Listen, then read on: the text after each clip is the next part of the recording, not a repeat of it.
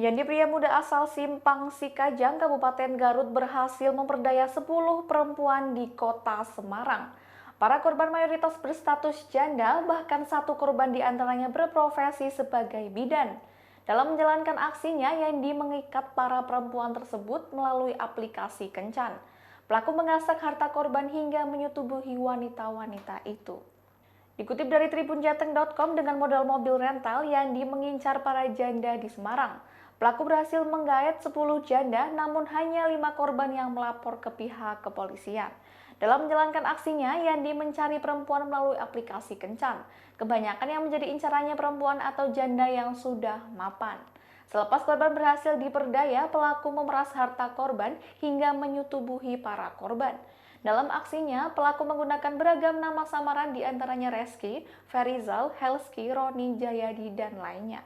Setelah mendapatkan sasaran di aplikasi kencan itu, pelaku mengajak korban untuk bertemu. Pelaku bermodal mobil rental dan mengaku bekerja di perusahaan oli di Semarang, lantas meluncurkan rayuan maut untuk memperdaya para korban. Pelaku juga mengaku single dan belum menikah. Yandi pun mengaku hanya butuh waktu selama sebulan untuk menaklukkan hati perempuan incarannya. Kapolrestabes Semarang, Kombes Irwan Anwar, mengatakan setelah korban terperdaya, pelaku lalu meminjam sejumlah uang ke korban dengan alasan sebagai modal usaha. Tak hanya itu saja, selain meminta uang korban, pelaku juga mengajak korban berhubungan badan. Apabila korban menolak, pelaku mengancam tidak akan mengembalikan uang dan tidak akan menikahi para korban.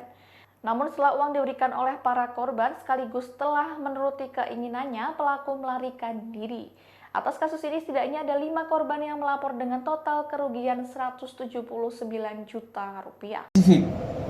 Jadi korbannya itu setidaknya ada 6 yang sudah menjadi korban, profesinya janda. Nah, status janda, status janda. Ya. Jadi modusnya pelaku ini melalui atau menggunakan aplikasi Tantan. Tantan itu singkatan, kalau tidak salah bertemu cowok tampan. Ya. Jadi aplikasi Tantan ini sebenarnya aplikasi mencari jodoh. Jadi kalau kawan-kawan mau mencari jodoh bisa, misalnya aplikasi Tantan, aplikasi Tinder. Namun pada kenyataannya itu hanya modus atau janji-janji yang ditawarkan oleh pelaku sebagai bujuk rayu. Tujuan akhirnya adalah untuk memperoleh sesuatu atau mendapatkan keuntungan pribadi baik fisik maupun psikis dari korban. Kira-kira begitu. Nah, mungkin dari penjelasan awal ini teman-teman ada yang ingin ditanyakan?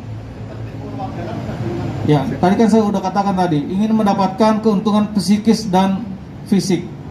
Nah, psikisnya itu seperti yang kira-kira Mas Agus tanyakan, fisiknya berupa materi, uang, kira-kira begitu. Pak, udah berapa korban, Pak? Cara mendapatkannya janda-janda itu gimana? Memang aplikasi Tantan ini fokusnya mencari jodoh. Dari aplikasi ini kemudian mereka berkenalan dengan para korbannya. Seperti yang saya sampaikan tadi, setelah berkenalan itu biasanya dilanjutkan dengan hubungan yang lebih intens melalui japri-japrian, tukar HP, tukar alamat, ketemu secara fisik, mungkin ngajak makan, dan seterusnya dan seterusnya. Nah, dari proses menjadi member aplikasi Tantan ini, ternyata yang diberikan kesempatan untuk bertemu itu bukan hanya 1 orang. Tanya berapa hari? Sebulan kurang lebih. Sebulan. Ini boleh nanya tapi jangan dilakukan ya. Nanti modusnya ditiru lagi. Yang membuat laporan awal itu inisial A, itu korbannya kurang lebih 60 juta. Begitu ya? Korban warga Semarang semua atau mungkin ada luar daerah? Warga Semarang. Jadi